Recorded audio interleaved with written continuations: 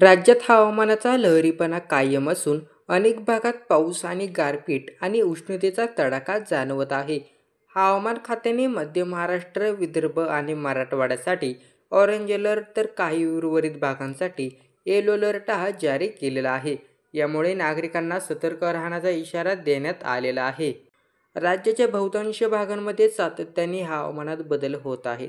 या पार्श्वभूमीवर पुढील 24 तासांमध्ये राज्याच्या विविध भागांमध्ये वेगवेगळ्या प्रकारची हवामानाची स्थिती पाहायला मिळू शकते.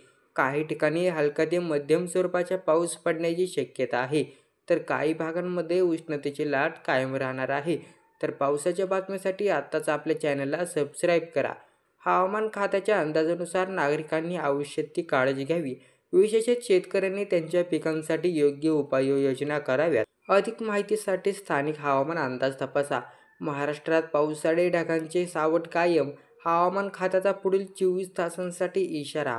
मागील 24 तासांपासून राज्यात पावसाचे ढगांचे सावट असून ही स्थिती पुढील 24 तास कायम राहणार असल्याचा अंदाज हवामानशास्त्र विभागाने वर्तविला.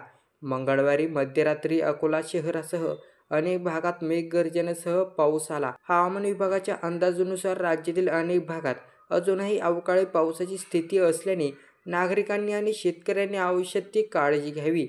मागील 24 तासांमध्ये मध्य महाराष्ट्र, उत्तर महाराष्ट्रातील काही भागांमध्ये अशाच प्रकारची हवामानाची स्थिती पाहायला मिळाली.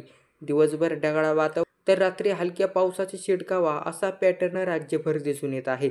दरम्यान आज मुंबई शहर, उपनगर आणि कोकण किनारपट्टी भागात आर्द्रतेचे प्रमाण मोठ्या प्रमाणात वाढले आहे. त्यामुळे उष्णतेची तीव्रता अधिक जाणवत असून नागरिकांना प्रचंड उकाड्याचा सामना करावा लागला. राज्यात पाऊस आणि गारपिटीचा अलर्ट, नागरिकांना सतर्कतेचा इशारा. सध्या मध्य महाराष्ट्र, विदर्भ आणि मराठवाडा या भागांसाठी हवामान विभागाने पाऊस आणि गारपिटीचा ऑरेंज अलर्ट दिला आहे. राज्याच्या इतर भागांसाठी येलो अलर्ट हा देण्यात आलेला आहे, तर नागरिकांनी सावध राहण्याचा इशारा देण्यात आला. पुढील 24 तासांसाठी अहिल्यानगर, नाशिक, पुणे, सातारा, छत्रपती संभाजीनगर, जालना, बीड आणि मुंबई शहरात पावसाची शक्यता वर्तवण्यात आली.